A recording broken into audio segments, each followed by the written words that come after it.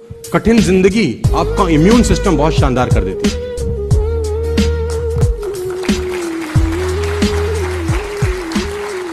Don't take me wrong, झोपड़ी में रहने वाला लड़का 3 साल का बिना कपड़े के सर्दी में कुछ नहीं होता उसको। हमारा 3 साल का बच्चा कंबल के अंदर बीमार हो जाता है।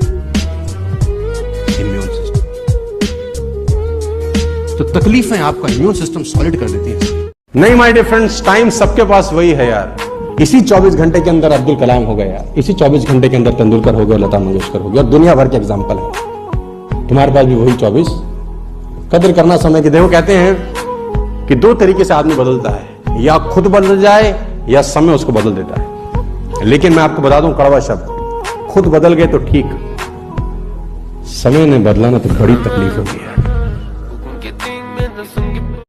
मैं एक प्रिंसिपल के बारे में जानता हूं, नाम नहीं बता सकता। वो अपने स्कूल के बाहर एक दिन शू पॉलिश और शू शाइनर लेके बैठ गया और वो बच्चों को चेक करने लगा। जिसका जूता खराब था वो प्रिंसिपल खुद पॉलिश करने लगे। मैं आपको दिल्ली की बात बता रहा हूं। तो लोगों ने बोला प्रिंसिपल ये क्या कर रहे हो? कह रहा 2 दिन करने दो बस, जिंदगी में कभी बच्चों के जूते गंदे नहीं होंगे, गारंटी कह सकता। 2 दिन करने दो।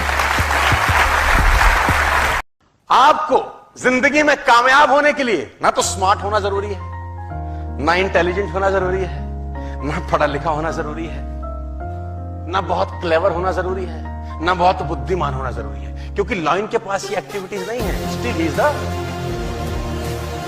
Lion is not tall as giraffe,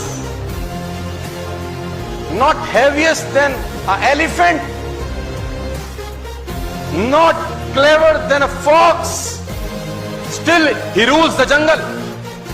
और समझना पड़ेगा कि ऐसा क्यों, क्योंकि लाइन है लॉयन हैज अ इसका एटीट्यूड बड़ा शानदार है। कहते हैं एक अंधे से किसी ने पूछा कि क्या बुरा है अंधे होने से भी ज्यादा? भगवान ने तुझे आंखें ही नहीं दी, तेरे साथ तो बहुत बेरहमी वाला काम किया। सूरज उगे तू देख नहीं सकता, फूल नहीं देख सकता, रात को तारे कैसे जगमगाते हैं तू देख नहीं सकता, बरसात का क्या मजा है तू देख नहीं सकता, स्नोफॉल कैसे हो सकता है तू देख नहीं सकता, तू कुछ भी नहीं देख सकता। इससे बुरा भी कुछ होता होगा किसी के साथ जो भगवान ने तेरे साथ किया? उसने कहा इससे भी बुरा होता है। पूछा कि क्या बुरा होता है? बोला मेरे पास तो आंखें नहीं है, मैं देख नहीं सकता, लेकिन इस देश में बहुत ऐसे लोग हैं जिनके पास आंखें हैं, उनको दिखाई नहीं देता। दिल्ली कर्नाटका के मैच में लड़का घर गया, उसका पिता गुजर गया। मां ने बोला your father expired. 46 not out आया था, अगले दिन उसको खेलने जाना था। मां ने बोला तेरे पिता गुजर गए, अब तू क्या करेगा? उसने अपने कोच को फोन लगाया, सिडनी में था राजकुमार शर्मा की, सर मुझे क्या करना चाहिए? उसने बोला जो होना था वो हो गया, तेरा करियर तेरे सामने है, तेरा देश तुझको बुला रहा है, तेरी टीम तुझको बुला रही है, बाकी तेरे ऊपर। कुदरत ने चैलेंज फेंका कि विराट तुझे बहुत कुछ देना है रे मुझको, प्रूफ कर आज अपने आप को। तुझे बहुत कुछ देना चाहती हूं, प्रूफ कर। तेरे आगे आज समस्या है, समाधान है कि नहीं? और उसने कुदरत के समस्याओं के ऊपर पैर रख के बाहर गया और मैच खेला, जाके 96 किए, वापस आके अपने पिता का संस्कार किया। आज कोहली को पैसे क्यों नहीं आने चाहिए? आने चाहिए, वो डिजर्व करता है सर। आपकी लाइफ एवरेज होती है उन 5 लोगों की जिनके साथ अपना जीवन बिताते हैं। अगर आपके आसपास के 5 लोग 25,000 रुपए महीना कमाते हैं तो आपके बाप की ताकत नहीं है आप 2 लाख रुपए महीना कमा सके। आप 25,000 ही कमाएंगे महीने का, आप कितने कलाकार हो, बुद्धिमान क्यों ना हो, क्वालिटी वाइज क्यों ना हो।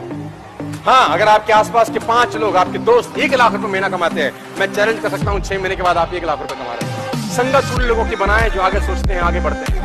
अब ये आपको ढूंढना पड़ेगा कैसे लोगों के बीच आपको रहना है। आप नालायक। हनुमान जी ने बोला रावण तुम्हारी बुद्धि तो ठीक ठाक है, मन ठीक कर लो थोड़ा। रावण ने बोला मन कैसे ठीक होगा? बोला राम की चरण पकड़ो, यही तुमको समझाता हूं। हमारे गुरुओं ने हमें सिखाया, हम तुझे सिखा रहे हैं, दिए से दिया जलता है। रावण ने बोला अच्छा बंदर हमें सिखाएंगे अब बंदर हमें सिखाएंगे, जानते हैं हमारे यहाँ उपदेश का क्या फल होता है? हनुमान जी ने बोला हमारे यहाँ तो उपदेश में सम्मान मिलता है। बोला हमारे यहाँ मृत्युदंड होता है ना। कहते हैं काल की अधिशास्त्री शक्ति मृत्यु को रावण ने हनुमान जी के बगल में खड़ा कर दिया। मृत्यु निकट आई खल तो ही, तेरे निकट मृत्यु आ गई है, देख। हनुमान जी ने देखा, डरे नहीं। बोले रावण मृत्यु निकट मेरे जरूर खड़ी है, देख तुझे रही है। तो रावण ने बोला खड़ी तेरे पास है, देख मुझे क्यों रही है? कह रहा मुझसे तो पूछने आई है कि अभी रुकना है कि अभी मामला साफ कर दूं। तो हम तो रोके हुए हैं, कि अभी समझा रहे हैं, मान जाए तो मान जाए, नहीं तो बाद में जो होना है वो तो होगा ही। सबसे बड़ा जानवर कौन होता है लंबाई में? Giraffe, right. बड़े में शायद हाथी, हिप्पोपोटामस बोल सकते हैं आप। सबसे फुर्तीला कौन होता है? चीता। सबसे क्लेवर कौन होता है? लेकिन साला इनमें से कोई राजा नहीं होता ना, तो ये क्वालिटीज चाहिए ही नहीं ना रूल करने के लिए। राजा कौन होता है?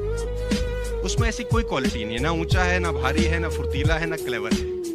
उसमें एक आदत है जो किसी में नहीं है, उसमें एक अदा है जो किसी में नहीं है, उसमें क्वालिटी है जो किसी में नहीं है। इसका साले का बिलीफ सिस्टम बड़ा गजब है। इससे किसी ने पूछा कि तू राजा क्यों है, तेरे में तो कैसी कोई क्वालिटी नहीं। क्या बोलता है? बोला मुझे लगता है मैं राजा हूं, इसलिए मैं राजा हूं। मुझे लगता है मैं राजा हूं।